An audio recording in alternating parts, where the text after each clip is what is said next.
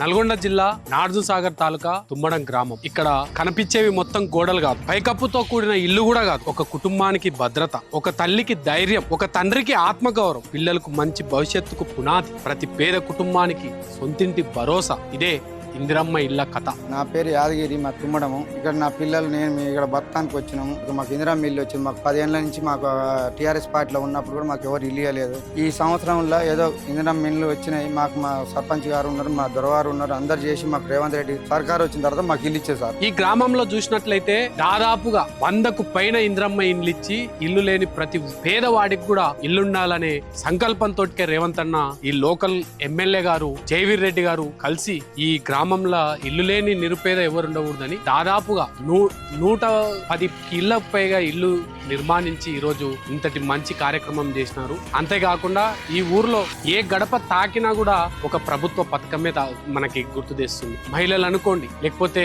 ఇతరత్ర వ్యవసాయం సంబంధించిన వాళ్ళు అనుకోండి, ప్రతి ఇంటి దగ్గర కూడా ఒక ప్రభుత్వ పథకం పేరు ఏర్పడిస్తుంది. నా పేరు భవాని, మాది తుమ్మడం గ్రామం, నిడవనూరు మండలం, నల్గొండ జిల్లా. ఏందమ్మా ఇప్పుడు ఇందిరమ్మ ఇల్లు? ఇది ఇందిరమ్మ ఇల్లు ఏనా ఇది? అవును సార్, ఇందిరమ్మ ఇల్లే ఇది. మాకు 10 సంవత్సరాల నుంచి మేము గవర్నమెంట్ కాంగ్రెస్ ప్రభుత్వం కోసం ఎదురు చూస్తున్నాం. మాకు ఇప్పుడు ఆ ప్రభుత్వం రావడం వల్ల మాకు ఇందిరమ్మ ఇల్లు రావడం జరిగింది. ఎందుకంటే ఒక చిన్న రూమ్ ఉండేది, అక్కడ వర్షాలు వచ్చినాయి. మరి డబుల్ బెడ్రూమ్ ఇండ్లు అవన్నీ ఇస్తామన్నారు కదా. కేసీఆర్ గారు ఇస్తా అన్నారు, ఇయ్యలేదు. కాబట్టి ఆ కేసీఆర్ సార్ ఎప్పుడు పోతారా, మాకు ఈ కాంగ్రెస్ ప్రభుత్వం ఎప్పుడు వస్తుందా అని ఎదురు చూసినాం. మరి వచ్చిన తర్వాత మీకు ఏమన్నా జరిగిందా? మంచి జరిగిందా? మంచిగా జరిగింది, చాలా హ్యాపీగా ఉంది. మాకు ఇందిరమ్మ ఇల్లు వచ్చింది. నా పేరు వీరయ్య గౌడ్. కాంగ్రెస్ గవర్నమెంట్ వచ్చినాక మాకు గవర్నమెంట్ ఇల్లు వచ్చింది. ఇందిరమ్మ ఇల్లు కట్టుకొని మేము చాలా సంతోషంగా ఉన్నాం. నా పేరు నిత్య. అప్పుడు మాకు ఇల్లు లేదు. మాకు అప్పుడు వర్షం వచ్చినా కానీ బుక్కులు తడిచి చదువుకోవడానికి చాలా ఇబ్బంది అయింది. రేవంత్ అంకుల్కి చాలా థ్యాంక్స్. గత 2 సంవత్సరాల సంది స్టిచ్చింగ్ సెంటర్ ఓపెన్ చేసి స్కూల్ యూనిఫామ్ కుట్టడం జరిగింది. ఇప్పుడు ఈ మండలం మొత్తానికి మీరే కుడతారమ్మా? ఈ మండలం మొత్తానికి తుమ్మడం గ్రామంలో.